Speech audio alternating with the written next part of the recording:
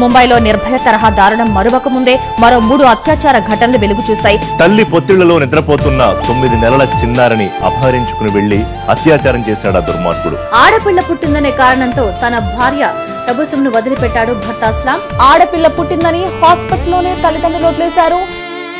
ఆడపిల్ల పుట్టడమే పాపంగా భావిస్తున్నారు. స్త్రీ జన్మ శాపమే అన్నాడు ఈ మనిషి, ఆడ జన్మ పురుషునికి వరమే అన్నాడు దేవుడే. స్త్రీ జన్మ శాపమే అన్నాడు ఈ మనిషి, ఆడ జన్మ పురుషునికి వరమే అన్నాడు దేవుడే. భారతవనిలో భార్యలని బానిసలుగా చూశారు ఆనాడే.